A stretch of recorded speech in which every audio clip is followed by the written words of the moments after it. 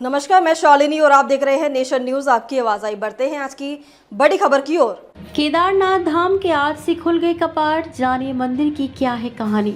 पांडवों और नर नारायण से जुड़ा है इतिहास। 12 ज्योतिर्लिंगों में से एक केदारनाथ धाम में भगवान शिव शिवलिंग रूप में विराजित हैं।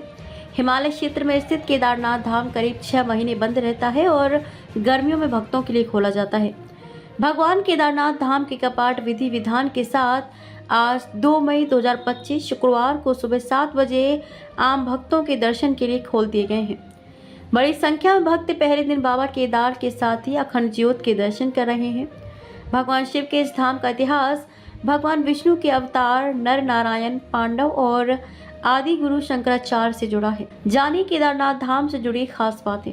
नर नारायण की भक्ति से प्रसन्न होकर प्रकट हुए थे भगवान शिव। केदारनाथ धाम को लेकर कई मान्यताएं प्रचलित हैं। शिव पुराण की कोटि रुद्र संहिता में लिखा है कि प्राचीन काल में बद्री वन भगवान विष्णु के अवतार नर नारायण पार्थिव शिवलिंग बनाकर प्रतिदिन पूजन करते थे। नर नारायण की भक्ति से प्रसन्न होकर भगवान शिव यहाँ प्रकट हुए। शिव जी ने नर नारायण से वरदान मांगने के लिए कहा। तब नर नारायण ने वरदान मांगा कि भगवान शिव सदा के लिए यहीं रहें ताकि अन्य भक्तों को भी भगवान शिव के दर्शन आसानी से हो सके। तब भगवान शिव ने नर नारायण को वरदान देते हुए कहा कि वे यहीं विराजमान होंगे और यह क्षेत्र केदार के नाम से जाना जाएगा। एक अन्य पौराणिक कथा के अनुसार महाभारत युद्ध खत्म होने के बाद पांडवों, सभी कौरवों और अन्य बंधुओं की हत्या के बाद से मुक्ति चाहते थे, जिसके लिए वे भगवान शिव की खोज में हिमालय पर निकल गए। पांडवों को आता देख भगवान शिव अंतर्ध्यान होकर केदार में जाकर बस गए।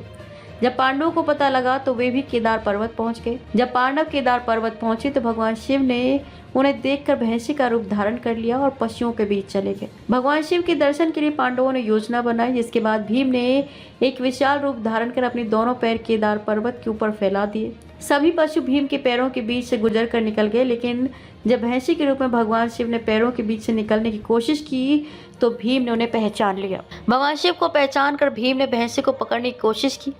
भीम ने भैंसी के पीछे का हिस्सा काफी तेजी से पकड़ लिया। भगवान शिव पांडवों की भक्ति से खुश हुए और उन्हें दर्शन देकर पाप मुक्त कर दिया। कहा जाता है कि तभी से भगवान शिव को यहाँ भैंसे की पीठ की आकृति के रूप में पूजा जाता है।